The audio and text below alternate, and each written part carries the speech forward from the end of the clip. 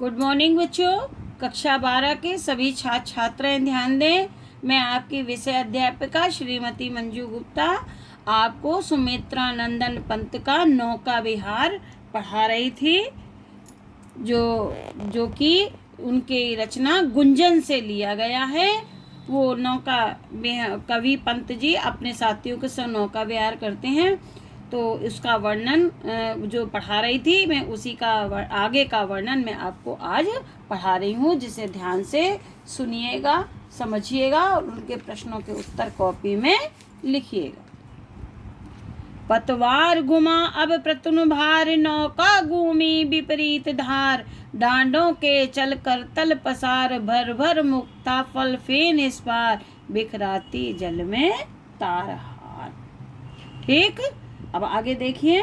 प्रतुन माने हल्का या छीन, ठीक, और करतल माने हथेलियां, मुक्ताफल माने मोती। कवि पंत जी कहते हैं कि जब नौका हमारी बीच धारा में पहुंची तो अब प्रतुन भार, तो हमारी नौका का भार बहुत कम हो गया। यहाँ से लिखेंगे अब प्रतुन भार। पंत जी कहते हैं कि हमारी नौका जब बीच धारा में अथाह जल में पहुंची तो हमारी नौका का भार कम हो गया। ब्रैकेट में ये भी लिख देंगे कि ये वैज्ञानिक सत्य है कि जब द्रव्य की मात्रा अधिक होती है तो वस्तु का भार कम हो जाता है। पंत जी कहते हैं कि जब किनारे पर नौका थी तो जब उथला था, जब गहराई कम थी तो हमारी नौका का भार अधिक था, पर जब अथाह जल में पहुंची तो नौका का भार कम हो गया। नौका घूमी विपरीत धार, अब हमने अपनी नौका को विपरीत धारा की ओर मोड़ दिया। जब विपरीत धारा की ओर मोड़ा तो जल में बहुत अधिक बुलबुले उठने लगे, फेना उठने लगा। तो उसका वर्णन करते हुए पंत जी कहते हैं कि डांडों के चलकर तल पसार, भर भर मुक्ता फल फेन इस पार, बिखराती जल में तारहार। कवि पंत जी कहते हैं डांडों के चलाने से अत्यधिक झाग उठा, ठीक, जिसे देखकर ऐसा लगता है मानो डांडों रूपी चंचल हथेलियों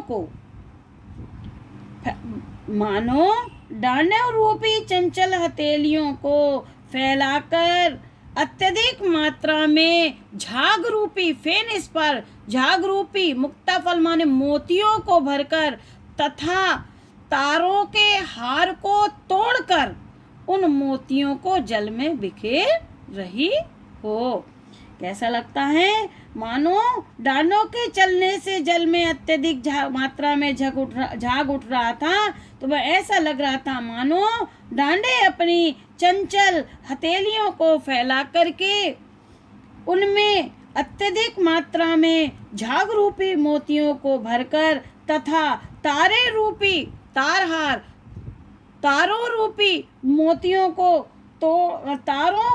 रूपी मोतियों के हार को तोड़कर उस जल में बिखेर रहे हों। तारहार माने तारों रूपी मोतियों के हार को तोड़कर उस जल में बिखेर रहे हों।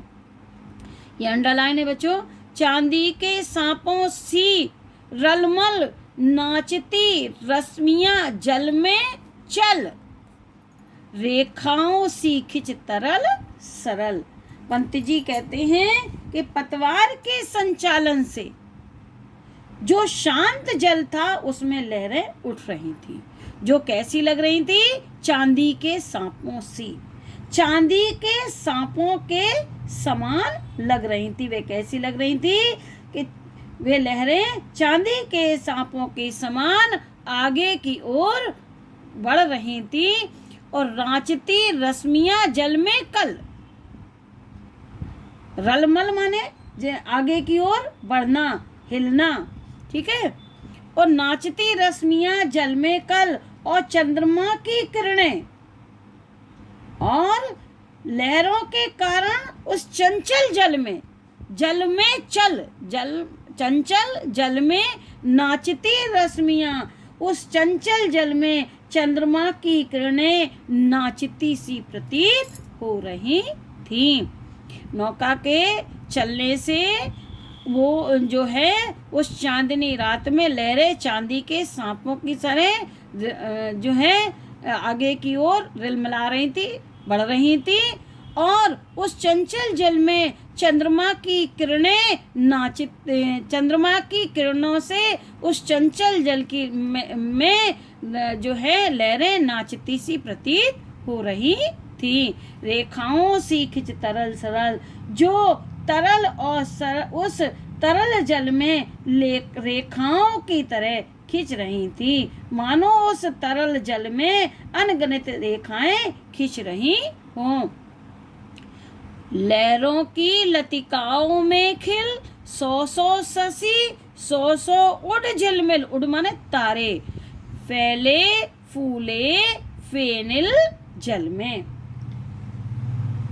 पंत जी कहते हैं कि उन लहरों और झागों में झिलमिलाता चंद्रमा, उन लहरों के झागों में जो है झिलमिलाता चंद्रमा, 100 शशि, उनके बुलबुलों में 100 चंद्रमा बन करके, तथा एक एक तारा 100 उड़, एक एक तारा 100 तारों के रूप में झिलमिला रहा था।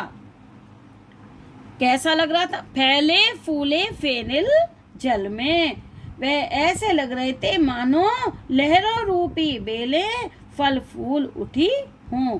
फिर से देखें, लहरों की लतिकाओं में खिल 100 शशि 100 उड़, उन लहरों के झागों में झिलमिलाता चंद्रमा, 100 रूप में 100 चंद्रमा बन करके, तथा एक एक तारा 100 तारों के रूप में परिवर्तित होकर ऐसे सुशोभित हो रहे थे मानो लहरों रूपी लताएं, लहरों रूपी बेलें उस फेनिल जल में फल फूल रही हों। अब उथला सरिता का प्रवाह लग्गी से ले ले सहज थाय, हम बड़े घाट को सा उत्साह। यहीं तक है पैरा। अब उथला सरिता का प्रवाह, कवि कहते हैं, पंत जी कहते हैं, अब हमारी नौका बीच धारा से निकलकर किनारे पर स्थित घाट की ओर आने लगी।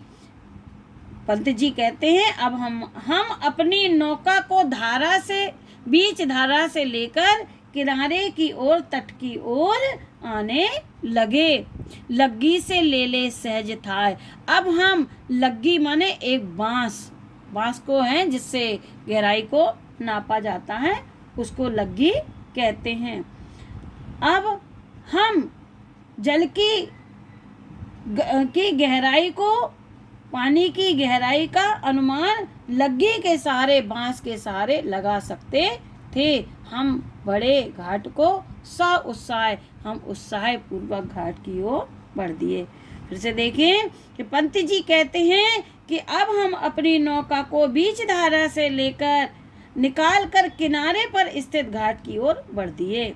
जैसे जैसे हमारी नौका को लेकर हम आगे की ओर बढ़ते हैं, वैसे ही सरता का प्रभाव उथला होता है।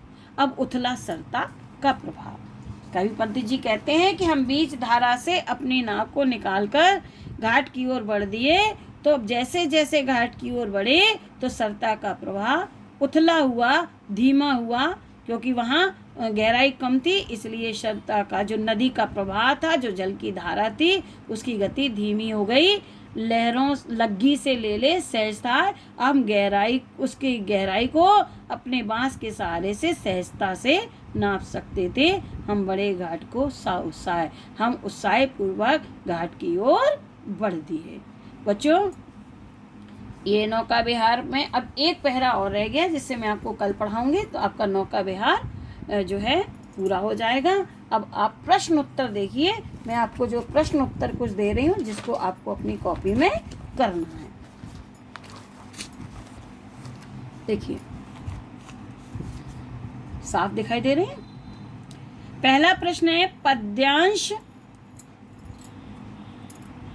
ये बिंदी नहीं है, बिंदी समझ लो, पद्यांश के पाठ और कवि का नाम लिखिए।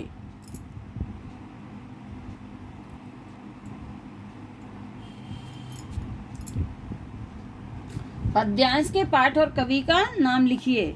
यह है बिंदी।